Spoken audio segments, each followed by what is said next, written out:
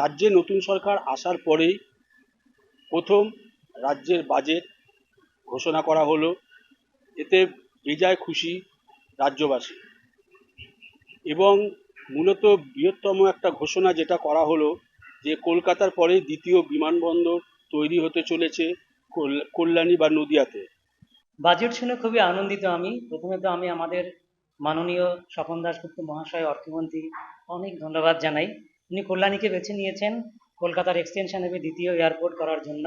এই এয়ারপোর্ট যদি হয় কল্যাণীবাসী অত্যন্ত উপকৃত হবে। আমি নিজে কল্যাণীর বাসিন্দা, আমি একজন ডাক্তার। আমি জানি এখানে একটা মেডিকেল হাব, বিভিন্ন দূর দূরান্ত থেকে বিভিন্ন স্টেট থেকে সমস্ত রোগীরা এখানে আসেন চিকিৎসা নিতে।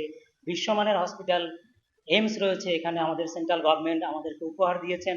তো যদি এয়ারপোর্ট হয় সেখানে সমস্ত যে কানেক্টিভিটি আরও বাড়বে, ব্যবসা বাণিজ্য আরও বাড়বে। দেখুন, আমার কল্যাণীতে থাকার সুবাদে বলছি যে এটা একটা খুবই ভালো পদক্ষেপ। তার কারণ কি, দমদম বিমানবন্দর এখান থেকে যেতে গেলে 2 ঘন্টা লেগে যায় যেতে। সেই জন্য এখানে যদি এয়ারপোর্ট হয় কল্যাণীতে, তাহলে কল্যাণীর জনগণ এতে খুবই লাভবান হবে। কল্যাণী থেকে অমিত সরকার, কেটিভি বাংলা।